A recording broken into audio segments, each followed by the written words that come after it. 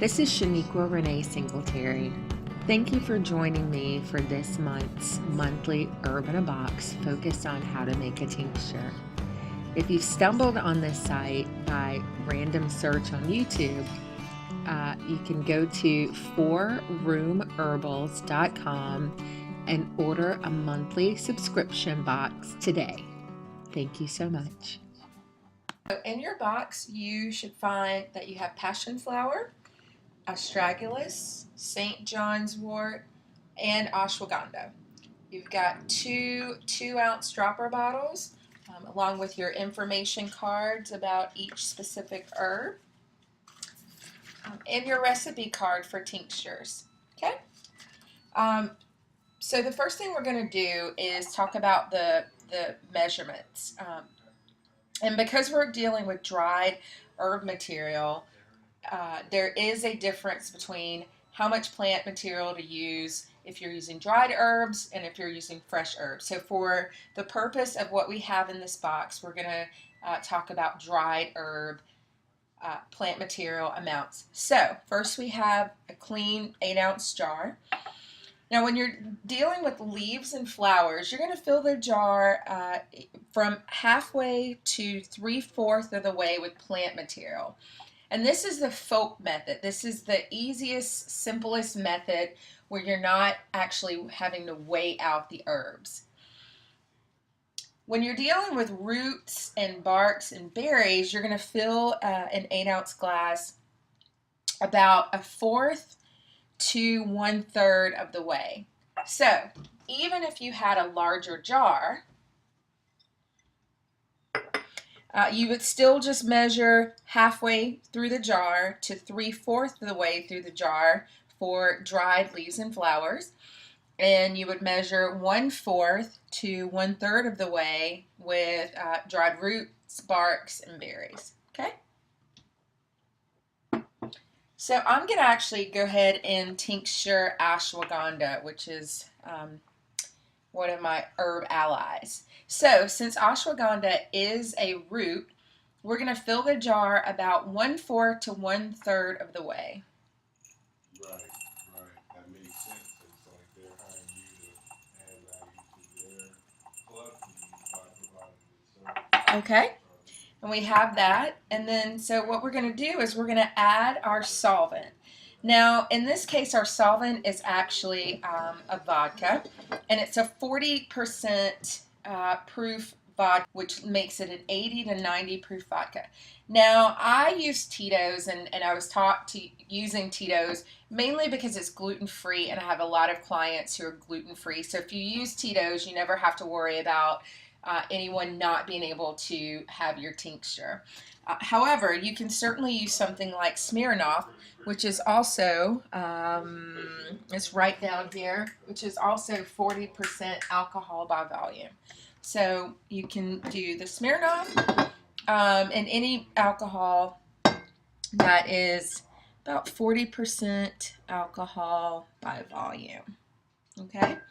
Now the 40 to 50% alcohol by volume is a good standard percentage range for most tinctures, and it works really well for dried herbs and fresh herbs that aren't too moist, and it's a good extraction of water-soluble properties. So we have 1/4 of the ashwagandha root in a jar, and we are going to fill the jar all the way to the very top. Now what's going to happen over the next day or two is that these roots will absorb some of the alcohol. Okay, so basically we have it filled to the top. And then what we're going to do is just take a small piece of parchment paper or wax paper. We're going to put over the top, and that basically keeps the alcohol from corroding the lid. We're going to put the lid on, and there we have it. Now what's going to happen over the next day or two is that the ashwagandha root is going to absorb some of the alcohol, and so you may find that when you take the top off that there's a little bit of space left at the top. So so with most tinctures, what you'll have to do is after you put it in the jar that you're going to let it macerate in, you'll have to check it after 1 or 2 days to make sure that it's filled to the top. Okay? So once you've had it filled to the top, next thing you're going to do is you want to create a label. So on your label, you'll want to include what's in here. So this is ashwagandha root.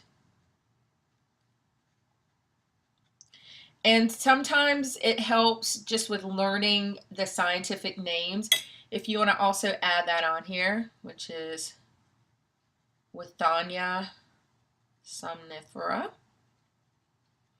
You'll want to include the percentage of the alcohol that's in your tincture. So this is a 40% alcohol tincture. And also the date. 8/20/18. Okay, and so you have a label. And then what you're going to want to do is you want to store this. Some people say you should put it in a dark counter or a dark cabinet someplace.